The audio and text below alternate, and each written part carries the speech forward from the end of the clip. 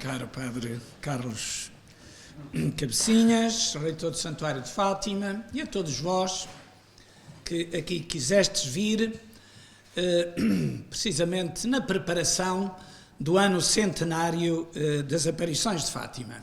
E seguramente que para além de tudo aquilo que se fizer no exterior, que é a fachada, qualquer edifício precisa de fachada, há também a parte interior, que é a renovação espiritual nossa, digamos assim, da Igreja em Portugal.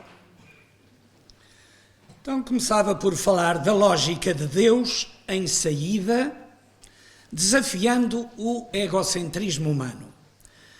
Recordamos que o nosso Papa Francisco, na exortação apostólica à alegria do Evangelho, que é como que o programa do seu pontificado, apresenta-nos o modelo de uma igreja missionária, ou seja, de uma igreja em saída, como é a sua expressão, que arrisca dar a vida para salvar a todos.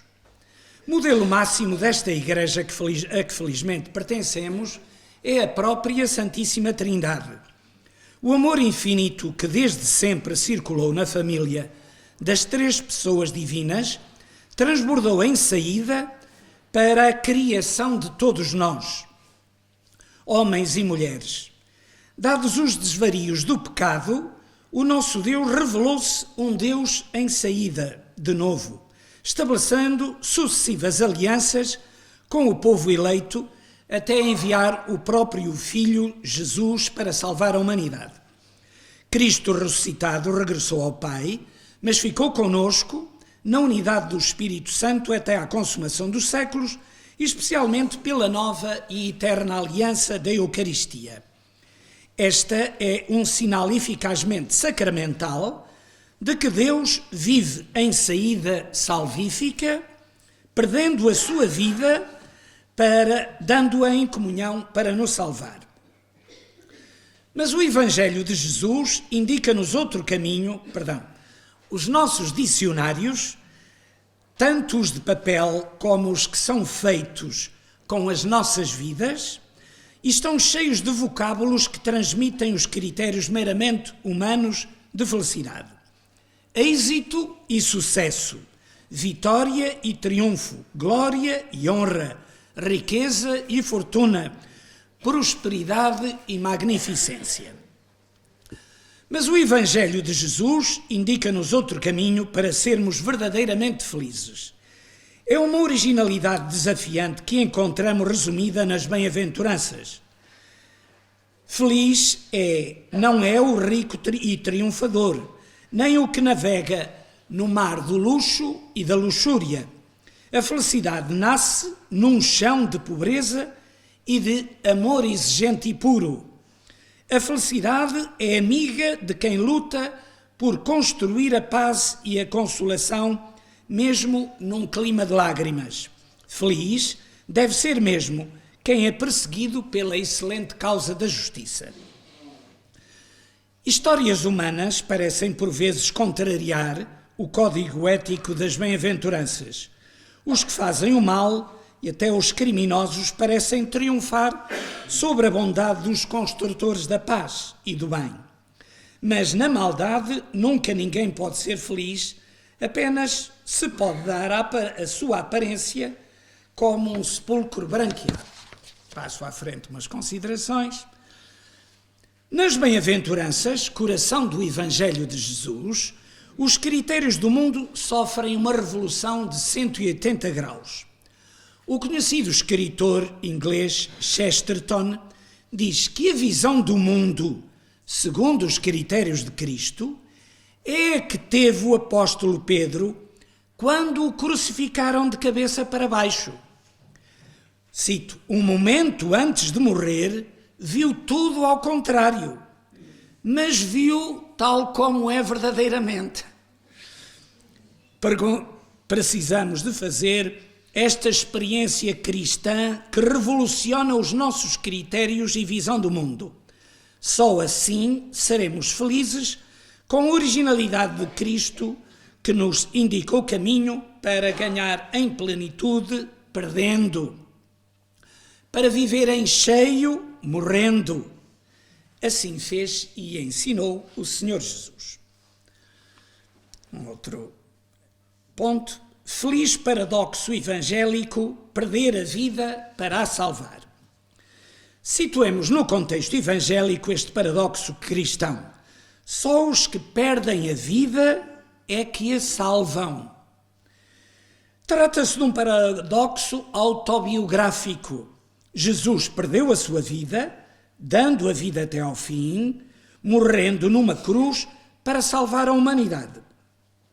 Mas morrer para Cristo foi o caminho radical para ressuscitar e inaugurar a nossa ressurreição futura, como membros do mesmo corpo do qual Cristo é a cabeça. Cristo, morrendo, salvou a sua própria vida e foi salvador da nossa. Os 3 evangelistas sinópticos, e faço aí as citações, e o próprio João, nos transmitem o ensinamento de Jesus, que pela coincidência unânime de todos os evangelistas, relata uma ideia central da mensagem do Messias Salvador. É como uma citação autobiográfica ou a legenda do quadro da vida de Cristo. Cito: aquele que conservar a vida para si, há de perdê-la. Aquele que perder a sua vida por causa de mim, há de salvá-la. Como comentário a esta sentença, pode ser apresentado o que o próprio Jesus diz um pouco antes. O discípulo não está acima do mestre, nem o servo acima do senhor. Basta ao discípulo ser como o mestre e ao servo como o senhor. Não temais os que matam o corpo e não podem matar a alma. Antes aquele que pode fazer perecer na hiena o corpo e a alma. Ou seja, nós que somos discípulos de Jesus, temos que aprender com ele, que é o próprio mestre. Jesus perdeu a sua vida e assim se salvou a si mesmo e foi nosso Salvador. Compete-nos seguir pelo mesmo caminho, vivendo sem medo de que nos tirem a vida corporal, contanto que salvemos a vida eterna que nos está prometida. São João Crisóstomo, comentando este paradoxo de Jesus, assim nos desafia: porque não queres desprezar a tua vida? Sem dúvida, porque a estimas muito, pois por isso mesmo deves desprezá-la, já que assim lhe farás o maior bem e lhe mostrarás o verdadeiro amor. Fim de citação. É assim que Cristo fez, assim tem que fazer o cristão. O tema do presente ano pastoral no Santuário de Fátima é uma citação de Cristo no Evangelho de São João. Eu vim para que tenham vida. Aparentemente, pode parecer uma contradição com o tema desta palestra. Quem perder a sua vida, há de salvá-la. Mas é que o original modo de ter vida, segundo o Mestre Jesus, é dando a vida. Assim, logo no versículo seguinte, Cristo explicita: eu sou o bom pastor. O bom pastor dá a vida pelas ovelhas. Só oferecendo a nossa vida é que podemos ter vida e vida em abundância. Um outro apartado: consequências práticas do evangélico morrer para salvar a vida. Na prática, o que significa, segundo a lógica do Evangelho de Jesus, este perder para ganhar, o morrer para viver verdadeiramente? É o que vou agora procurar explicitar, partindo do pressuposto que Cristo quer transmitir a todos os seus seguidores uma verdade evangélica que não diz respeito apenas para casos especiais, como é o dos mártires. Diz Cristo: quem não tomar a sua própria cruz para me seguir não é digno de mim. É a afirmação que Jesus faz antes de nos desafiar com o paradoxo de que estamos falando. Portanto, para ser de Cristo, importa assumir com realismo a vida tal qual é, com as suas rosas e com os seus espinhos, para tudo assinalar com a cruz redentora de Cristo. Santo Hilário de Poitiers assim comenta esta passagem evangélica: os que pertencem a Cristo crucificaram o seu próprio corpo com seus vícios e concupiscências. E não é digno de Cristo quem se recusa a tomar a sua própria cruz, na qual sofremos, morremos, somos sepultados e ressuscitamos com ele. Recordo-me de uma vez ter visto uma estampa ou santinho de tom popular, mas com uma imagem tão original quanto rica em simbolismo. Aí se retratava o jovem Jesus trabalhando na carpintaria de Nazaré ao lado de José. O instrumento que estava a fazer era uma grande cruz. Seguramente que na realidade dos factos, Jesus nunca fez uma cruz de madeira para nenhum condenado à morte. Mas a lição que a gravura transmitia era muito rica. Jesus foi salvador da humanidade, não apenas ao fim da vida, quando foi crucificado em Jerusalém. Na sua vida cotidiana em Nazaré, assumindo a cruz dos trabalhos comuns a qualquer pessoa, Jesus foi nosso Salvador. A cruz de Cristo Salvador não foi improvisada no Calvário, mas já foi preparada e vivida no cotidiano comum de Nazaré. A simplicidade da vida ordinária de Nazaré foi para Jesus uma história de salvação. O Papa Francisco, que não se tem cansado de nos exortar com a sua vida e doutrina a perder a vida para dar vida, como fez Jesus, assim nos recorda, cito: o estilo cristão sem cruz não é cristão. E se a cruz é uma cruz sem Jesus, ela não é cristã. O estilo cristão carrega a cruz com Jesus e vai em frente. Não sem cruz, não sem Jesus. Este estilo nos salvará, nos dará alegria e nos tornará fecundos, porque este caminho de negar a si mesmo é para dar a vida. É contra o caminho do egoísmo. O estilo cristão é precisamente este estilo de humildade, de doçura, de mansidão. Quem quer salvar a própria vida, a perderá, porque se o grão de trigo não morrer, não pode dar fruto. Fim de citação. Enumero algumas situações da vida cotidiana em que nos compete a missão de perder a vida para a salvar. Renunciar a centrar-nos em nós próprios, nos nossos desejos, interesses e importância, vivendo para servir e não para nos servirmos dos outros, pois nos cabe seguir o exemplo de o Filho do Homem, que não veio para ser servido, mas para servir e para dar a vida em resgate de todos. Citação de São Marcos.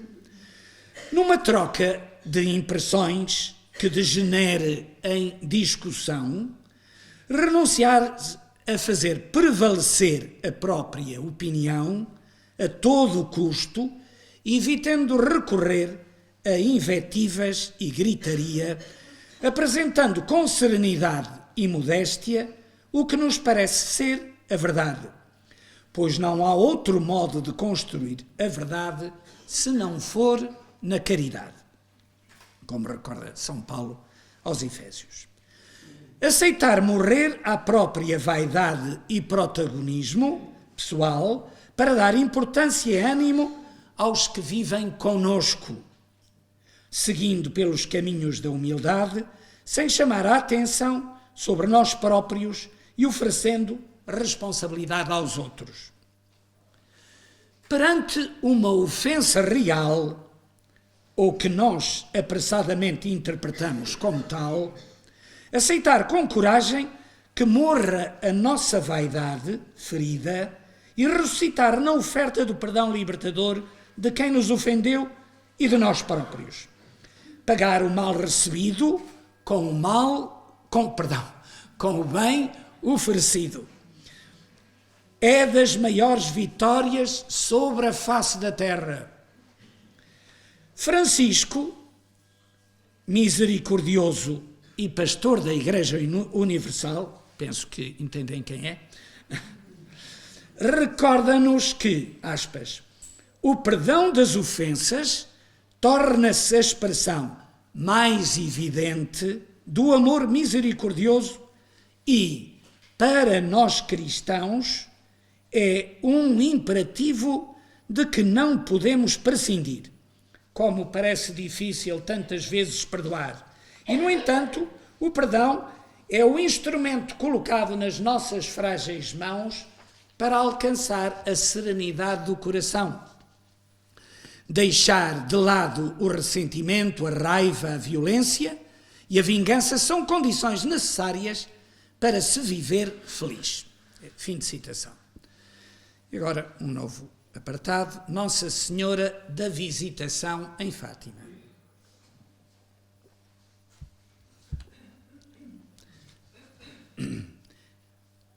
É imperioso destacar a cheia de graça, a bendita entre as mulheres, a Santíssima Virgem Maria. Todos os superlativos são pequenos para falarmos da Mãe de Deus, eminente modelo da Igreja em saída. A realidade de Fátima não é uma evocação claríssima e altissonante de que Nossa Senhora vai atualizando o seu mistério da visitação a quem precisa dela, às Isabéis e aos Zacarias das sucessivas gerações, desfazendo assim a falsa imagem de alguém encerrado no conforto celestial em paradisíaco descanso eterno? Nossa Senhora, como ninguém, vive a infinita solicitude de Deus em visitações de amor e serviço. Fátima é disso uma prova real. Aqui chegamos como filhos que vêm para visitar sua mãe na casa materna. A imagem peregrina de Nossa Senhora de Fátima não é ela ícone da Igreja em saída até aos confins da terra, como nos pede Jesus Cristo no seu Evangelho e nos recorda com vigor o Papa Francisco? E vem depois por aqui umas citações, e Nossa Senhora me perdoe, mas vou já passar aos santos.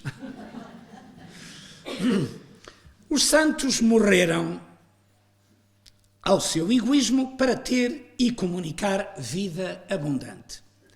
Nos santos encontramos modelos de desprendimento de si mesmos, da morte ao próprio egoísmo, para viver a radicalidade da entrega a que Deus os foi desafiando. Assim viveram e comunicaram vida abundante. Foram de carne e sangue, frágeis como todos nós, mas fortes com a graça que vem do alto. Apenas alguns exemplos. A insigne filósofa judia Edith Stein e grande contemplativa carmelita, Santa Teresa Benedita da Cruz, mártir por Cristo num campo de concentração nazi, assim nos aponta o horizonte do nosso crescimento. Cito: abandonar-se à graça sem reservas é o afastamento mais decisivo da alma de si mesma, o abandono mais incondicional. Mas para se poder abandonar deste modo, tem que enraizar-se fortemente, deixar-se abraçar pelo centro interior com tal força que já não se pode perder. O abandono é o ato mais alto da liberdade. Aquele que, totalmente despreocupado de si, da sua liberdade e individualidade, se entrega à graça e adentra-se nela completamente livre, e sendo totalmente ele mesmo, vê-se então a impossibilidade de encontrar o caminho enquanto se tenha o olhar posto em si mesmo. o exemplo de São João da Cruz, para a frente, de Santo Inácio de Loyola, para a frente, de São Nicolau de Floé, para a frente, assim, mais perto de nós. O padre José Craveiro, homem de profunda experiência espiritual, falecido nos finais do século passado, definia o consagrado, e ao fim e ao cabo qualquer cristão, como um expropriado por utilidade pública. Ser de Deus é uma expropriação dos interesses egoístas, uma morte dos critérios mesquinhos, para assim alcançar a vida nova do amor altruísta e generoso. Importa formar critérios nas pessoas para que morram ao egoísmo e ressuscitem para o amor e o serviço fraternos. O Catecismo da Igreja Católica recorda esta necessidade. A formação da consciência, cito, é tarefa para toda a vida. Uma educação prudente ensina a virtude, preserva ou cura do medo, do egoísmo e do orgulho, dos ressentimentos da culpabilidade e dos movimentos de complacência, nascidos da fraqueza e das faltas humanas. A formação da consciência garante a liberdade e gera a paz do coração. Agora, um novo apartado, os pastorinhos de Fátima, modelos de perder a vida para serem salvadores.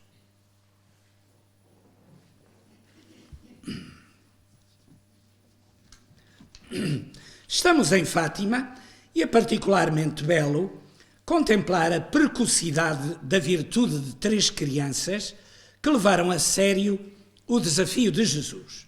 Quem não tomar a sua cruz para me seguir, não é digno de mim. Aquele que conservar a vida para si, há de perdê-la. Aquele que perder a sua vida por causa de mim, há de salvá-la. Falo em cruz e em perder a sua vida, pois as aparições do anjo e da Nossa Senhora, sendo um altíssimo privilégio da graça de Deus, acarretaram, como sabemos, incompreensões até dos próprios familiares, a perseguição direta das autoridades civis, para mais nos tempos da Primeira República laica e maçónica. A curiosidade das pessoas, a desconfiança da verdade vinda de crianças incultas, os interrogatórios, a gente pode perguntar porquê é que não apareceu aos teólogos aí da melhor faculdade de teologia cá do país. E a gente crescida e sábia, não a uns iletrados de uma aldeia sem nome. Os interrogatórios a que foram submetidos os 3 pastorinhos foram prova dura, pesada, cruz, que souberam suportar, morrendo a si mesmos, por amor de Cristo e de sua mãe Nossa Senhora, que se lhe revelou com desmedida intensidade. A nós também se nos revela, mas a outro nível. Finalmente coube a Francisco e a Jacinta a tão pesada como salvadora cruz da doença grave e da morte prematura com 10 e 9 anos respectivamente. Particular experiência de cruz para os pastorinhos Lúcia, Francisco e Jacinta foi o de ter guardar segredo, como Nossa Senhora lhes tinha pedido. Ouçamos o relato das memórias da irmã Lúcia sobre a sua prisão na cadeia de Orém. Jacinta, com as lágrimas a banhar-lhe as faces, as mãos e os olhos levantados ao céu, faz o oferecimento. Ó meu Jesus, é por vosso amor, pela conversão dos pecadores, pelo Santo Padre e em reparação dos pecados cometidos contra o Imaculado Coração de Maria. Os presos que presenciaram esta cena quiseram consolar-nos. Mas vocês, diziam eles, digam ao senhor administrador lá esse segredo, que lhes importa que essa senhora não queira? Isso não. Acho que nós éramos capazes de dar o mesmo conselho. Respondeu a Jacinta com vivacidade: antes quero morrer. É encantador ver como crianças não temem a morte perante a ameaça dos poderosos, pois acreditam que alcançarão nova vida imensamente melhor. Cito: vieram um dia, é das memórias da irmã Lúcia, um dia falar-nos 3 cavalheiros. Depois do seu interrogatório, bem pouco agradável, despediram-se dizendo: vejam se resolvem a dizer esse segredo, senão o senhor administrador está disposto a acabar-lhes com a vida. A Jacinta, deixando transparecer a alegria no rosto, diz: mas que bom, eu gosto tanto de Nosso Senhor e de Nossa Senhora, e assim vamos vê-los em breve. Por quem é que isto foi sugerido? Lúcia aceita, por obediência ao bispo de Leiria, morrer à sua pretensão de manter na intimidade do seu coração a experiência das aparições, para que outros possam cantar a grandeza da misericórdia de Deus.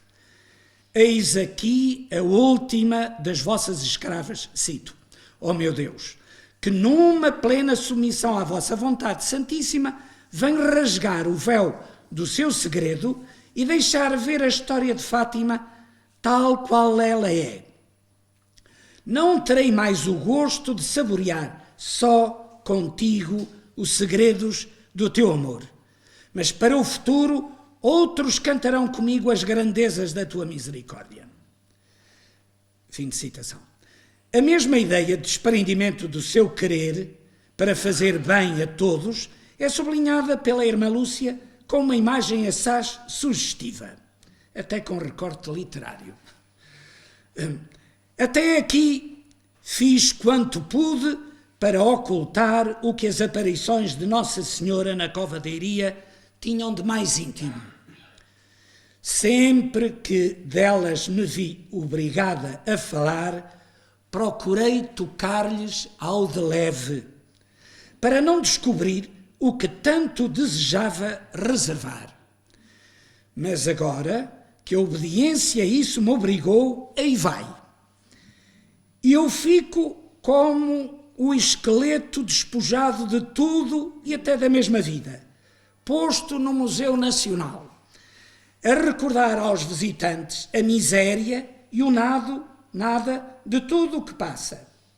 Assim despojada, ficarei no Museu do Mundo, lembrando aos que passam, não a miséria e o nada, mas a grandeza das divinas misericórdias. Morrer aos próprios gostos e comodismos, sacrificando-se por amor. É impressionante a capacidade de os pastorinhos fazerem voluntariamente sacrifícios pela conversão dos pecadores, pelo Santo Padre e para desagravar os corações de Jesus e de Maria. Assim, este ascetismo infantil só pode ter uma explicação. Os pastorinhos levaram a sério as comunicações que receberam do céu por Nossa Senhora e pelo anjo. O ascetismo dos pastorinhos tem razões místicas. Não buscam sacrifícios por si mesmos, mas como apelo do céu e com finalidade apostólica. Aceitam perder os próprios interesses e gostos para fazer ganhar Jesus e Nossa Senhora, que assim os desafia. Cito: sacrificai-vos pelos pecadores e dizei a Jesus, muitas vezes, em especial sempre que fizerdes algum sacrifício: ó Jesus, é por vosso amor, pela conversão dos pecadores e em reparação pelos pecados cometidos contra o Imaculado Coração de Maria. Fim de citação. É oportuno notar que a temática do sacrifício está no centro da mensagem de Fátima e torna-se bastante visível nos contornos da piedade que a configuram. E vem por aqui uma longa citação de um teólogo que acho muito interessante, mas apenas leio o comentário meu. O sacrifício para o cristão é um ato de coragem antifatalista, não nos resignando a que o mundo não possa ser melhor. Sacrificar-se é um gesto solidário por um mundo e uma igreja melhores. É dar sentido sagrado, redentor, sacrum facere, a uma oração ou ato que, unido ao sacrifício da vida de Cristo, ajuda a construir um mundo melhor e uma igreja mais santa.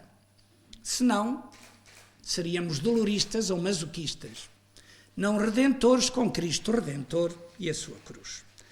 A vida comum de 3 crianças pastorinhas é vivida na abertura a Deus, como um horizonte de infinito, com generosidade sem fronteiras. Cito: quando nesse dia chegámos à pastagem, a Jacinta sentou-se pensativa em uma pedra. Jacinta, anda a brincar. Hoje não quero brincar. Por que razão não queres brincar? Porque estou a pensar. Aquela senhora disse-nos para rezarmos o terço e fazermos sacrifícios pela conversão dos pecadores. Agora, quando rezarmos o terço, temos que rezar a Ave Maria e o Padre Nosso inteiro. E os sacrifícios, como os havemos de fazer? O Francisco discorreu em breve um bom sacrifício. Demos a nossa merenda às ovelhas e fazemos o sacrifício de não merendar. Talvez tenha sido inspirado por São Francisco de Assis, talvez tenha feito alguma coisa parecida, ele que usava o mesmo nome. As histórias da criatividade dos pastorinhos, para serem fiéis aos pedidos vindos do céu, são um encanto de simplicidade, de crianças amorosas, como esta narração da reza do terço na prisão. Cito, naturalmente, as memórias da irmã Lúcia. Determinámos então rezar o nosso terço. A Jacinta tira uma medalha que tinha ao pescoço, pede a um preso que lhe pendure em um prego que havia na parede, e de joelhos, diante dessa medalha, começámos a rezar. Os presos rezaram connosco, se é que sabiam rezar. Pelo menos estiveram de joelhos. Terminando o terço, a Jacinta voltou para junto da janela a chorar. Jacinta, então tu não queres oferecer este sacrifício a Nosso Senhor? Lhe perguntei. Quero, mas lembro de minha mãe e choro sem querer. Então, como a Santíssima Virgem nos tinha dito que oferecêssemos também as nossas orações e sacrifícios para reparar os pecados cometidos contra o Imaculado Coração de Maria, quisemos combinar a oferecer cada um pela sua intenção. Oferecia um pelos pecadores, outro pelo Santo Padre e outro em reparação pelos pecados contra o Imaculado Coração de Maria. Feita a combinação, disse à Jacinta que escolhesse qual a intenção porque queria oferecer. Eu ofereço por todas, porque gosto muito de todas.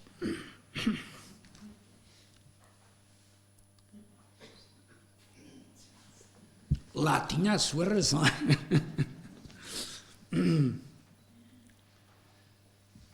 Ora, isto tem que acabar.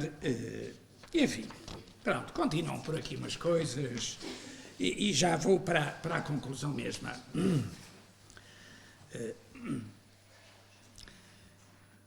perder-nos em Deus para viver em plenitude.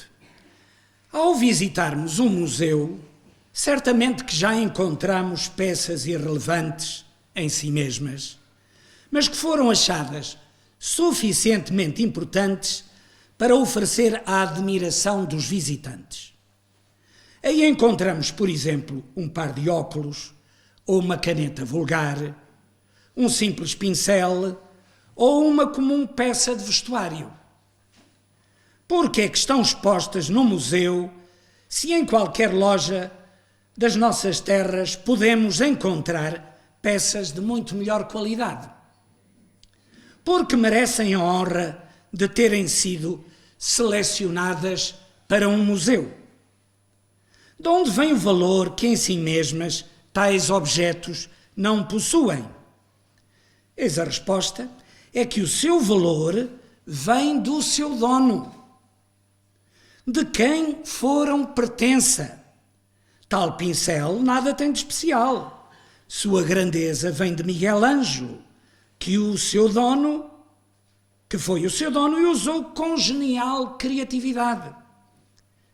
Os óculos vulgares eram de Albert Einstein, cientista exímio, etc.